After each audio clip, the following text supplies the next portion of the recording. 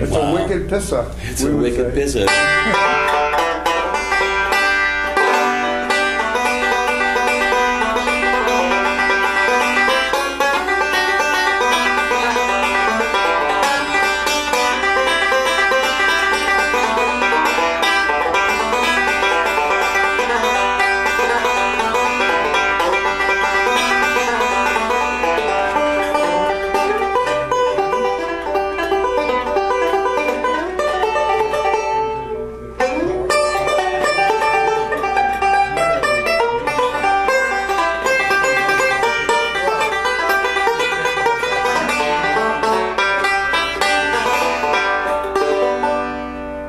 Now, did this one get the introduction on there, Gary? No. Okay. Why don't you tell a little? Okay. Hi, Dave. How are you? Hey, Bill. Yeah, this particular banjo Joe's playing is one of 6 of the no-hole fat boy rim flathead banjos that are the same batch of J.D. Crow's Banger. Yes. J.D. Crow's Banger is -5. This one's -3, which is the closest known serial number. Clanger, which Jim Mills owns, -2. I think Brian's is -11? Yes. 14. And Paul's is number 11. And then there's the Dow 12, and the Dow Wilbur is 11 then, right? Yeah. Because Bill Stokes owns. Bill Stokes owns the Dow the Wilbur. As kind of a point of reference, 2 years ago, because I wasn't able to video last year, and Gary did, but we had Jim Mills' banjo, Brian's banjo, Paul Schimminger's banjo, Right. all in the same room together. And so I captured some video, and this is a new find that you are the proud owner of. I am. And we have Joe Deetz putting it through its paces. Because nobody can do it any better than Joe. Joe is No, there. it's not true. Joe is there. I noticed, though, that when he plays mine versus plays his, he plays mine a lot softer for some reason. I don't know why.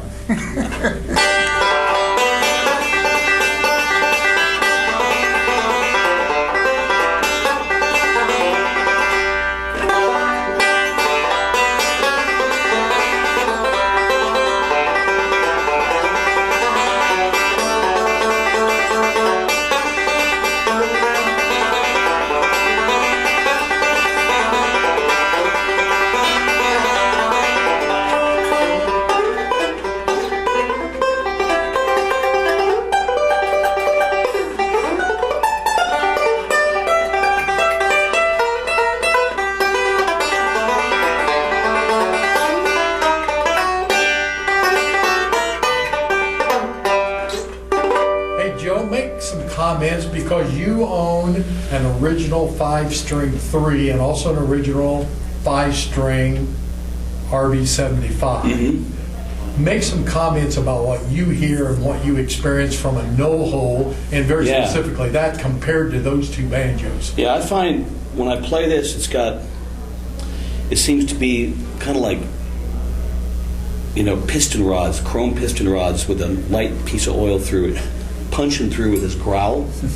And I think that this has got, I think you got to play it a little bit harder to get the tone out than a 20 hole, or more than my 75. My 3 is more like this. Yes. They're both 3s. The tone on this one is just fabulous. It's just really, really nice.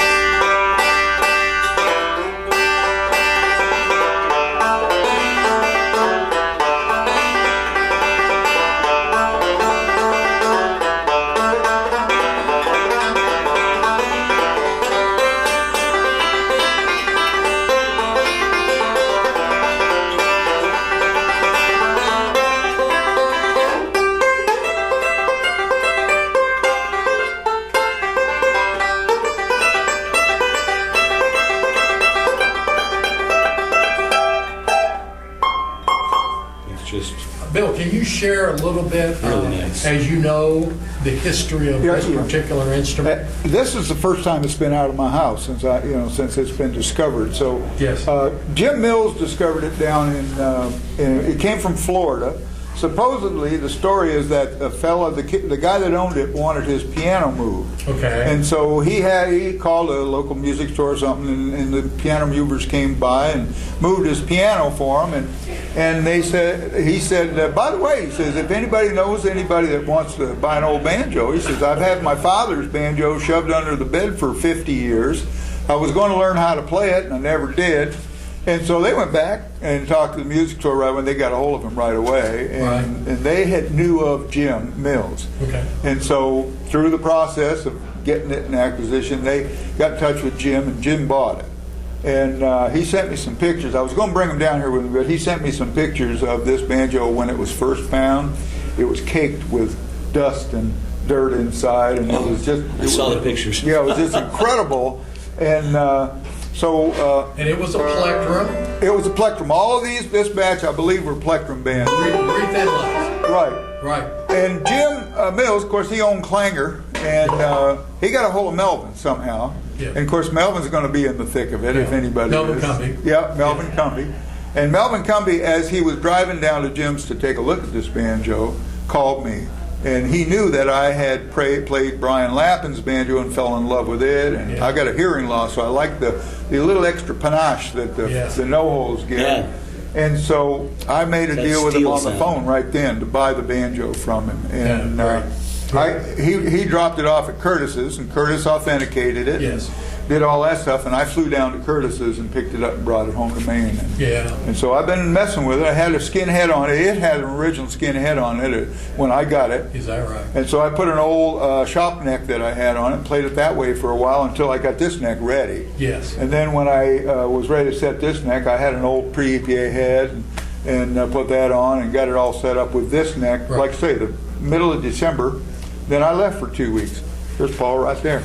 And so that's my story, and I'm sticking to it. That's it. Now, how has it changed in tone since you acquired it? Because you're very adept at banjo setup, and you've done a lot of work on banjos. I do appreciate that. I had been hearing a lot about, JD's Banger. Frank had made a lightweight mahogany neck for it. Brian Lappin had one, I think. And so I had some of this lightweight, old growth, top growth mahogany. And this was my last neck blank that I had. Okay. So yes. The sound, and I set it up as well as I could, kind of in a hurry, but I set it up and it sounded pretty darn respectable. But when I brought it down here, I got to give credit because I brought it up Friday night to Charlie's room. Yes, Charlie Fishman has laid hands on. He sprinkled pixie dust all over this thing. I can hear the pixie dust now. Yeah, it's in there. We can feel the pixie dust. Oh no, it's in there. So I couldn't play the banjo before that was on there. I'll tell you though, if you've got an old flathead or anything else that you want set up right, I think I do a good job, and I set up a lot of banjos up in the Northeast. But Charlie's got, it's one of Charlie's bridges on there now, which is not coming off, so don't even ask to buy it. So. That's it. It's coming. So you even hear a difference in the last day here? Well, when I set this up, I have a style 11 that's been my player for a few years now. I still would go to that, because it pushed a lot of the buttons that I needed pushed, with the hearing loss and everything.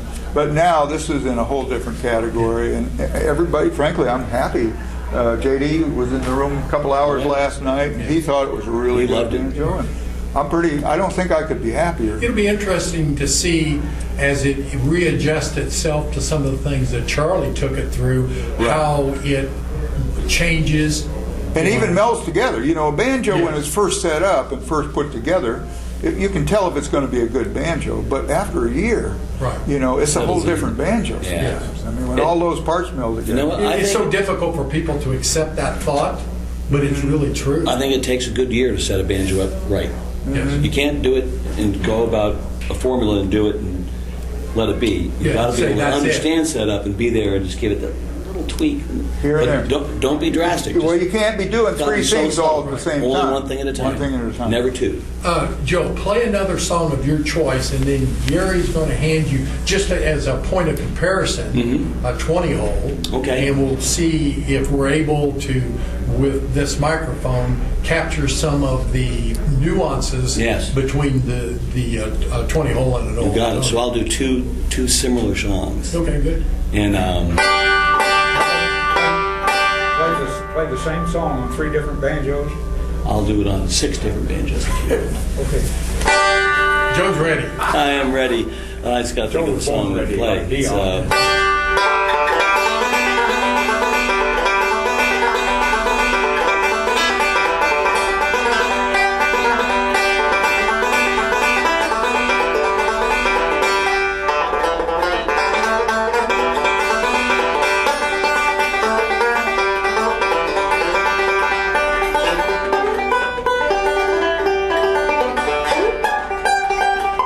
gotta hit those.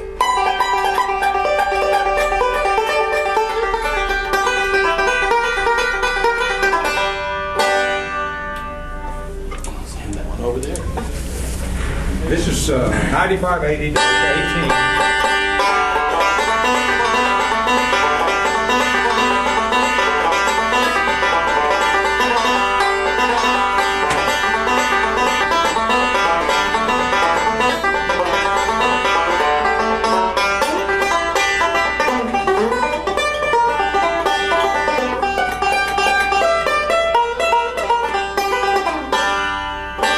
It's interesting where sweet spots on banjos Yeah. are, and your hand starts to move toward the sweet spot of an individual banjo. This no-hole is like driving nails.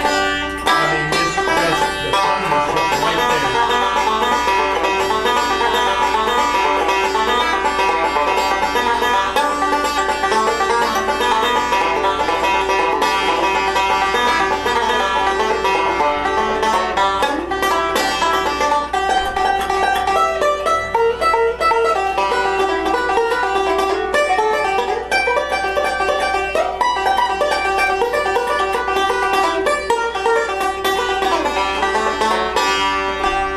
Back to the no-hole. Put this guy to work.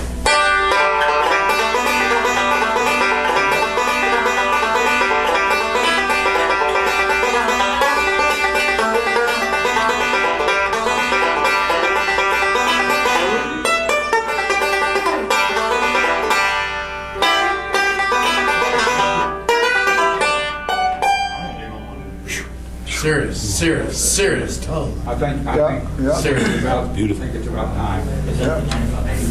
Joe?